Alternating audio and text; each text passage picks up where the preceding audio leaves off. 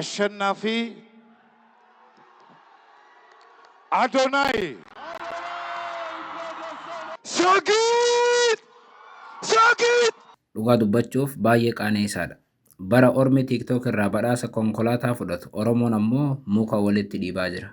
Dhugumatti wanta kun gaddisiisaa qofa otoo hin taane baay'ee rifaasisaadha. Ashama akkam jirtu daawwattootaaf hordoftoota Voice of Oromiyaa. Bakka jirtanitti nagaan keenya isin haa dhaqqabu. Ji'a tokko ol booda walitti deebineerra. Jalqaba irratti YouTube kana akkuma banneen guddiftanillee isin raabatu keenyaaf guddoo dhiifame isin gaafanna. YouTube kana akkuma jalqaba isin hin jenne yeroo sana yaada keenya irratti kennuudhaaf YouTube akka dhuunfaatti namni hundi yaada mataa isaa qaba. YouTube kana irratti waan akkasii yaadota dhuunfaa keenya kennachuudhaaf bannee YouTube kana bannee ji'a tokko ol irratti hojjechuu hin dandeenye biizii taaneetuma sababa kanaani dhiifama isiniin jecha amma walitti deebinee jirra. Har'a immoo mata duree tokko qofaa walitti deebinee waan baay'ee rifachiisaaf qaaneessaadhaanis walitti deebine. Yeroo ammaa kana addunyaa amma keessa jirru keessatti galiin namaatiif jireenyi namaa miidiyaa hawaasaa kana jechuun ni danda'ama. Faallaa kanaa garuu Oromoo biratti miidiyaan hawaasaa kan as dhiyoo dhufan waggoota 8 kanaas kan hojii eegalan Oromoodhaaf dhukkuba qofa otoo hin taane balaa fidanii dhufanii isaantu rakkoo qabu otoo hin taane nu uummata Oromootu rakkoo qaba. Miidiyaalee hawaasaa dhufan addatti ammoo dhaabbanni akka TikTokii faan ByteDance'n kan hoogganamu Facebookii khabraa silaa Oromoon guddisteen fayyadamtu X muraasa namoonni fayyadaman jiru. Miidiyaaleen hawaasaa kun Oromoodhaaf arra galii ta'uun hafee bakka itti yaada isaanii bilisaanii ibsatan ta'uun hafee bakka itti baalagummaan Oromoo mul'atte bakka itti gochi fokkisaan Oromoodhaan hin malle mul'ate ta'uu irratti argama. Faallaa kana garuu Ormi miidiyaa hawaasaa madda galii godhate jireenya isaa godhatee itti fayyadamaa jira. Jalqaba irratti dhugaa dubbachuudhaaf waan kana guyyoota yoo xiqqaate torbaaniif dubbachuudhaaf yaadaa ture. Yeroo miira aarii qabdu haasa'uu irra callisuun baay'ee filatamaa ture. Silaa asuma irratti dhufee yaada kiyyanan kennadha ture. Yeroon aara qabuutu irra baay'ata ture. Torbaanota kana fa'aa keessuma. Ammatti miidiyaa hawaasaa akka TikTok yoo ilaalle dhugumaan Oromo fayyadaa jira. Oromoo garuu fayyaduun haa hafu. Yaa Rabbii dhaabbata miidiyaalee hawaasaa garii cufi sadarkaa jedhamurra geenyee jirra jechuudha. Dhugaa dubbachuudhaaf. Mee fakkeenyaaf Oromoo fi Orma miidiyaa hawaasaa TikTokii gubbaatti haa ilaallu. Miidiyaalee hawaasaa amma gurguddaa jiran keessaa tokko YouTubeidha. Lammaffaa kaan TikTokii kaan Facebookidha. X fi Instagramiin jiraatanis Oromoon hedduu baay'inaan hin fayyadaman. Sababiin isaa bakki sun bakka kabajaatiif bakka afaan Ormi beekuun itti fayyadamanidha. Kanaaf Oromoon bakka sanitti hin baay'attu. Miidiyaa hawaasaa kana fakkeenyaaf YouTube akkasumas TikTok yaa fudhannu gabaabinaan Facebook dhiisi. YouTube fi TikTok yoo fudhanne Ormi baay'ee irraa fayyadama. Madda galii isaa jireenya isaa godhatee jira. Fakkeenya guddaa karaa dheeraa osoo hin deemne TikTok irra gaafa deebinu kaleessa galgala sagantaa guddaa badhaasa TikTokiitu ture. Badhaasa TikTok yookaan ammoo TikTok Award kan jedhamu. TikTok Awardin erga jalqabee har'a waggaa sadaffaanatti fakkaata. Yeroo sadaffaadhaaf gaggeeffame sagantaa sanarratti TikTokeroonni Itoophiyaa kumootaan lakkaa'aman hirmaatanii namu akkaataadhuma kontentii itti hojjechaa tureetiin badhaasa fudhateera.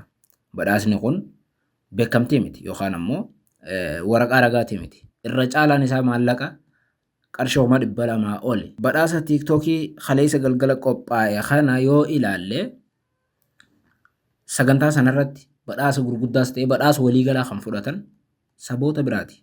Guutummaatti Oromoon hin jiru jechuun ni danda'ama. Dhugaadhaa qopheessaan sagantaa kanaa yookaan qopheessaan badhaasa kanaa dargaggeessa Oromoo ture. Nama jabaa Oromoon qabu ture. Badhaasa kana nama qopheesse jalqaba irratti isin ifaa'imu. Dargaggeessa jabaa Oromoo Soolan Biraanuu Lammeessaati. Soolan badhaasa kana jalqaba isaatitu namoonni miidiyaa hawaasaa gubbaatti dhiibbaa uumuu danda'an akkasumas ammoo dandeettii mataa isaaniitiin kawaa hojjetan akka argataniif waggaa 3 irraa sagantaa kana jalqabe dargaggeessa kun itti milkaa'ee har'a Itoophiyaanota kumootaan lakkaa'aman hojii akkaataa hojii isaaniitiin badhaasaa jira jechuudha. Maallaqas kaan immoo haga konkolaataatti ga'ee jira jechuudha. Badhaasa Edaatis abbaan isa ture isaatu gaggeessee sagantaa kanaan milkaa'uu ibsee jira. Gaafas deebinu sagantaa kana ormi guutuun badhaasa kana argate Oromoo maaliif badhaasicha dhabe kan jiru deebinee of gaafachuu qabnaa jechuudha. Dogoggora namaatiin Oromoon badhaasa kana keessaa dhiibame? No. Oromoo namni dhiibee hin jiru. Oromoo namni miidhee hin jiru. Oromootti namni bu'ee hin jiru. Sagantaan kun Itoophiyaanota hundaaf qophaa'ee garuu Oromoon ifiif miidhee bakka kabajaa sagantaa guddaa silaa itti kabajamuu qabu irratti hin kabajamne jechuudha. Dhugaa dubbachuuf badhaasa Edaa sanarratti TikTok awwaardii irratti dargaggeessa Oromoo lamaan arge. Baay'ee na ajaa'ibe. Dargaggeessi lamaan Oromoo sun badhaasicha hin injifanne. Tokkootitu qarshii 200,000 fakkaata injifate. Sanirra dabree hin jiranii jechuudha.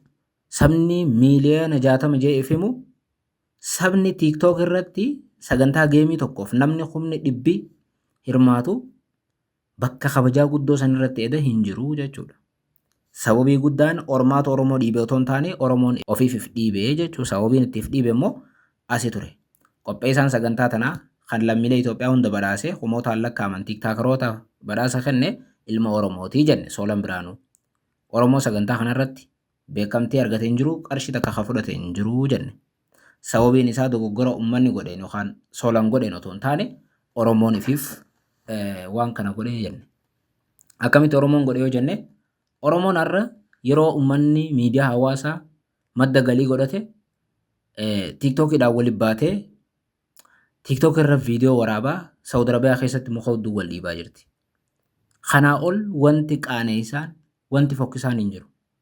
Oromoon har'a gandaan wal qooddeetti yeroo Ormi TikTok irraa konkolaataa badhaafamu TikTok irraa galii guyyaa guyyaa argatu Oromoon har'a Saawud Arabiyaa keessatti Arsiif Harargee jettee Saawudii keessatti wal ajjeesuu irra geessee jirti jechuudha. Dargaggeessi Oromoo haadhaaf abbaa isaa gargaaruudhaaf maatii isaa rakkate gargaaruudhaaf sanbira dabree waraana biyyattii dheessuudhaaf qawwee sodaadhaaf biyyaa bahe har'a Saawud Arabiyaatti walitti bobba'ee TikTok irra viidiyoo waraabaa wal ajjeesaa jira jechuudha. Konkolaataa wal hidhanii baay'ee kan nama qaaneessuuf nama gaddisiisu ilma Oromoo konkolaataatti hidhee lafarra shorroosaa jira jechuudha.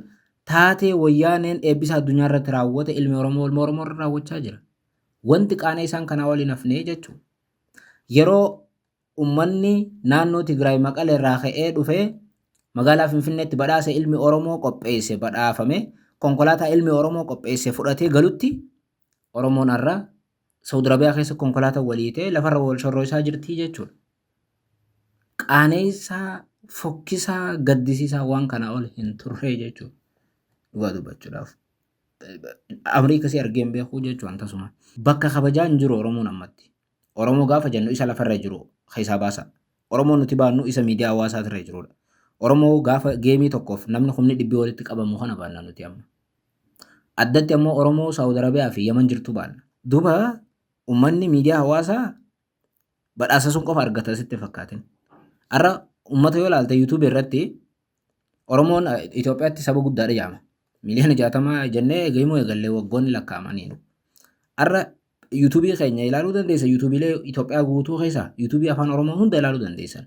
YouTubein har'a Itoophiyaatti hin daawwatamnee fi view hin qabne YouTube afaan Oromooti.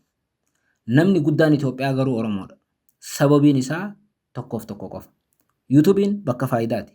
Bakka itti ilmaan Oromoo yoo hojjetanillee irraa milkaa'aniif galii irraa argachuu danda'anidha. Garuu Oromoo YouTube irra hin jiru. Hin dhaggeeffatus hin barbaadus.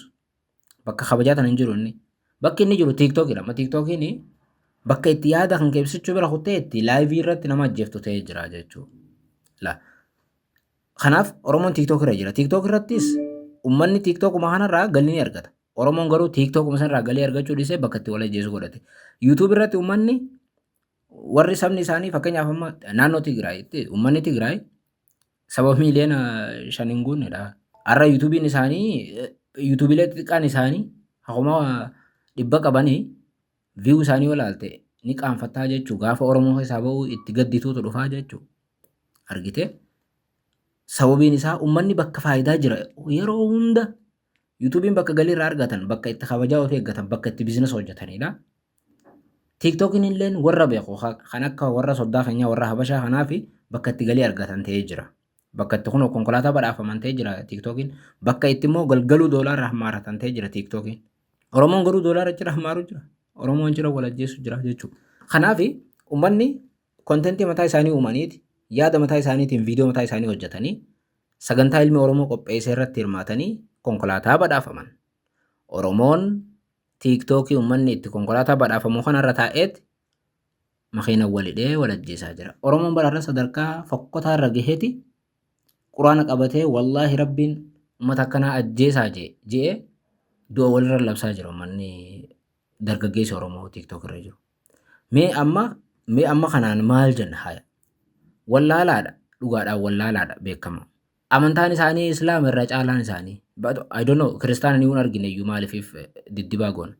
Ani musliima baalageen durriyyeen yakkamaan haadhaaf abbaa gargaaruudhaaf biyyaa bahee waan kanarra bobba'e dargaggeessa Islaamaa Oromooti. La YouTube irra jiraaf waa baay'ee dubbachuun ulfaata malee irra sadarkaa hamaa qaanee isaa gubbaa jirraa jechuudha.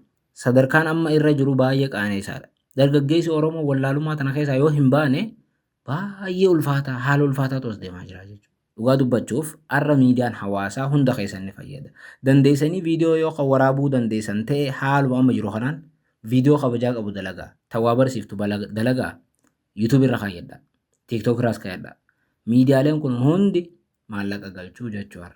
Akka gorsaatti ani isiniif dhaamu adaraa waanuma namni tokko mana taa'ee nama kana ofirraa dhorkitanii isin ganda kana ofirraa dhorkitanii jiruuf namatti hin bobba'ina.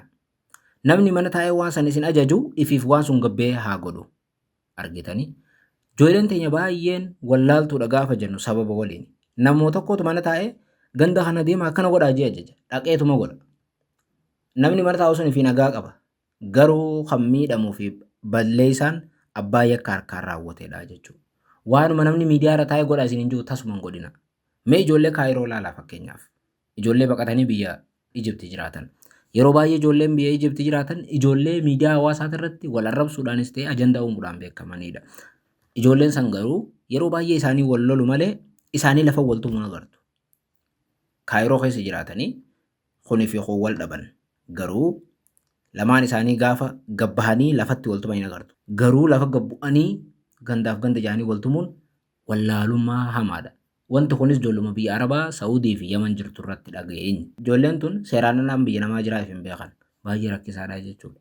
Hundumaafuu gorsa kiyya guddaan tokko ajaja namaa fudhattanii balaa harka keessaniin hin tuqina. Lammaffaa addunyaan amma miidiyaa hawaasaatiin jireenya isii akka jijjiiraa jirtu hubadha.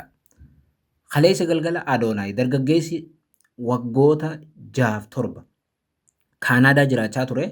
Biyyatti deebi'ee miidiyaa hawaasaa irratti nama dhiibbaa uumu ta'ee badhaasa konkolaataa badhaafame. Badhaasa sana akkumaan jee Soolan Biraanuu ilma Oromootu qopheessee jechuudha. Intalti Yuutinaas jedhamtu tan badhaasan injifachuullee baattu namoota hedduu biratti har'a akkasitti miidiyaan ol kaasee akkanatti lallabaa jiru waa'eesi intala Guraagee Oromiyaatti guddatteedha. Badhaasa isaanii fudhattee turte. Kabiraa fudhatteetti garuu konkolaataa sunis akka hojii isiitti inni fudhattee turte. Ta'us garuu badhaasicha mucaa injifatee isaaf kennaniimi.